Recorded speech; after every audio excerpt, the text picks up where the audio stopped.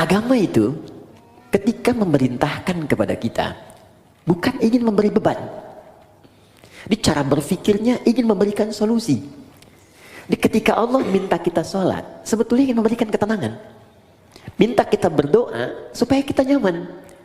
Allah nggak butuh dengan sholat kita. Semuka langit dan bumi tidak bersujud kepada Allah, tidak akan menurunkan status Allah sebagai Tuhan. Cuma kita yang butuh. Makanya ketika dipanggil hayya 'alas shalah, Anda bertanya, kenapa sholat? Kata Allah lewat suara azan, hayya 'alal falah. Yang aku berikan lewat sholat bukan beban, tapi kebahagiaan untukmu. Bukankah engkau selalu minta, ya Allah bahagiakan rumah tanggaku, ya Allah sukseskan pekerjaanku. Aku yang punya, datang kamu sujud, minta aku berikan.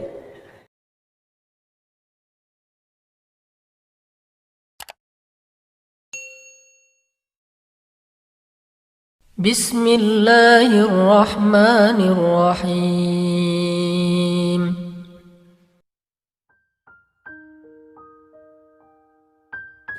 Teman-teman sekalian, alhamdulillah kembali kita diberikan kesempatan oleh Allah Subhanahu wa taala untuk beraktivitas di hari ini. Semoga insyaallah hari ini aktivitas kita mendapat bimbingan dari Allah Subhanahu wa taala dan mudah-mudahan lebih baik daripada hari-hari sebelumnya. Ini penting saya ingatkan dalam setiap kesempatan supaya kita bisa mengoreksi dulu yang telah kita kerjakan, kemudian membangun visi baru pada hari-hari yang akan kita lalui. Demikian diajarkan dalam Al-Quran. Dan ini yang mempraktikkan sekarang menjadi luas. Bahkan banyak non-muslim yang mengambil manfaat dari ayat-ayat ini, kemudian dijadikan sebagai peta-peta kehidupan. Itu ayatnya sering kita hafalkan, bahkan dibaca dalam setiap kesempatan sholat. Namun tidak sedikit kemudian yang menurunkan itu menjadi detil bimbingan kurikulum dalam aktivitas hidup. Allah pernah menyampaikan di surah Al-Insyirah itu, فَإِذَا فَرَغْتَ فَانْصَبْ وَإِلَى رَبِّكَ فَرَغَبْ. فَإِذَا فَرَغْتَ فَانْصَبْ. Jika engkau telah menuntaskan aktivitas di hari itu, maka kemudian siapkan untuk yang besok. Kalau Nabi biasanya malam-malam tuh beliau evaluasi dulu, istighfar, mengevaluasi kekurangan diri di rumah tangga, apa yang kurang, bergaul dengan tetangga apa yang harus diperbaiki, bergaul dengan banyak orang apa yang harus dilengkapi. Dari situ kemudian beliau istighfar sampai 100 kali, 70-100 kali. Padahal sifat beliau itu maksum, dijaga dari salah. Hanya apa yang dikerjakan Nabi, kata Allah, sesungguhnya itu bukan sekedar untuk pribadinya beliau, tapi lebih banyak ditunjukkan kepada umatnya. Kalau Nabi kan dijaga dari berbuat salah, kalau kita tidak ada penjagaan. Karena itu diajarkan oleh Nabi setiap akan istirahat di malam hari, coba banyak mengoreksi diri. Manfaatnya tidur juga akan lebih enak. Ketika orang banyak merenung di kesempatan malam, sebelum tidur dia istighfar, koreksi diri, itu cenderung hatinya lebih tenang. Karena itu ketika dibawa tidur, tidurnya lebih rileks, lebih santai, lebih enak. Beda ketika orang masih mengumpulkan persoalan dalam benaknya dan belum melahirkan ketenangan dalam jiwanya. Beda antara solusi dengan tenang itu lain. Ya, tenang itu belum tentu mendatangkan solusi seketika. Tapi ketika ketenangan itu tiba, walaupun solusi belum datang, tapi jiwanya semakin nyaman. Karena itu di dalam Al-Quran sering diajarkan amalan-amalan yang diantara manfaatnya membuat jiwa kita tenang. Ya, contoh, Allah menyebutkan orang yang sering berzikir itu hatinya tenang. Quran surah 13 ayat ke-28.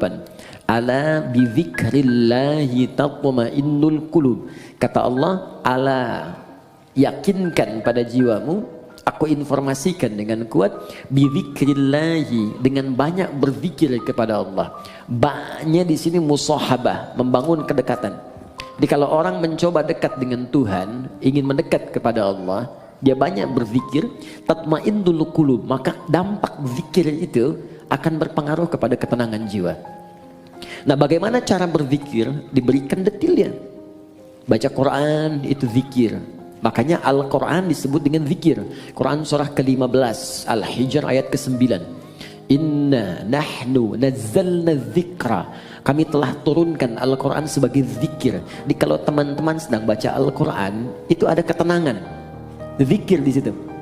Makanya silahkan kalau Anda tidak percaya, Silahkan ketika Anda sedang gelisah, pekerjaankah di kantor, di rumah tangga ada masalah, alih-alih Anda kemudian adu argumentasi atau hanya menuliskan persoalan di media sosial, bikin status yang tidak kunjung tuntas, kenapa kemudian tidak Anda alihkan dengan berwudu, membuka mushaf, baca Quran? Ini jaminan. Demi Allah saya katakan, ketika Anda praktekkan, kata Allah saya berikan ketenangan. Ambil wudu, buka mushaf, baca. Walaupun solusi belum tiba, hati cenderung tenang. Bahkan ada orang-orang yang jangankan baca, dia mendengar Al-Quran saja, itu ada kekuatan dalam jiwanya. Itu ada di Quran surah ke-8 ayat kedua. Innamal mu'minuna alladzina idza dzukirallahu wajilat qulubuhum wa idza tuliyat 'alaihim ayatuhu zadatuhum imana wa 'ala rabbihim yatawakkalun. Orang beriman itu kalau dia disebutkan nama Allah, ada getaran dalam jiwanya. Dan kalau dibacakan ayat-ayat Allah, bertambah keimanannya dan semakin dekat hubungannya dengan Tuhan. Tawakalnya kuat. Dikata Allah, kalau Anda nggak sempat baca misalnya, atau kesulitan membaca, buka murotal. Teman-teman di jalan sambil Anda ke pekerjaan, ya, Anda ingin tenang, alih-alih mendengar atau membaca yang tidak jelas, buka murotal. Dengarkan. Minimal itu akan membawa ketenangan pada jiwa, kata Quran. Ada bacaan Quran, ada sholat. Sholat itu disebut zikir. Quran surah ke-20 ayat ke-14. Ya innani anallahu la ilaha illa ana fa'budni wa aqimis sholata li dzikri. Kata Allah, saya Allah, tidak ada Tuhan selain saya, sembah saya. Cara menyembah saya, tunaikan sholat sebagai zikir. Karena itu banyak dulu orang-orang yang ketika sedang gelisah, ada masalah, dia memilih untuk berwudu. Ada yang datang ke masjid, ada yang sholat di rumahnya, minta solusi, minimal ketenangan tiba. Doa bagian dari zikir. Ya, Quran surah ke-7 ayat ke-205. Wadhkur rabbaka fi nafsika tadarruan wa khifatan wa dunal jahri minal qaul. Silahkan kau berdoa sebagai zikir. Karena itu orang berdoa cenderung tenang. Nah ini disatukan saat kita akan tidur. Silakan Bapak Ibu cek. Bukankah saat akan tidur berdoa? Ya? Bukankah saat akan tidur diajarkan baca ayat-ayat? Ya, kalau yang mula-mula diajarkan 3 kul itu, Al-Ikhlas, Al-Falaq, An-Nas, Qul huwallahu ahad, Qul a'udzu birabbil falaq, Qul a'udzu birabbin nas. Tambah ayat kursi supaya tidak diganggu oleh setan saat tidur. Ya, ingat, kita tidur, setan datang dalam tidur. Ya, datang dalam tidur. Makanya kalau ada mimpi buruk, Nabi mengatakan dia diganggu oleh setan. Ya, untuk itu kita meminta pencegahan kepada Allah yang tak mengantuk. Ingat, setan tak tidur, Allah tak ngantuk. Maka kita meminta, bacakan ayat kursi. Ya, lempar dia dengan ayat kursi. Allahu la ilaha illa huwal la ta'khudhu sinatun wa la naum. Ya, lempar dengan ayat kursi. Tidak cukup dengan ayatnya, dengan kursinya sekalian ya. Ya, bacakan itu. Kemudian ada yang sholat kan, sholat dulu sebelum tidur kan. Ya, Nabi mengajarkan witir atau 2 rakaat sebelum kita tidur. Supaya apa? Supaya tenang.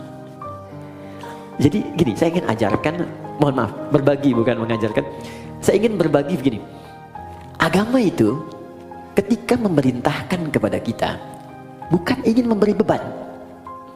Di cara berfikirnya ingin memberikan solusi. Di ketika Allah minta kita sholat, sebetulnya ingin memberikan ketenangan.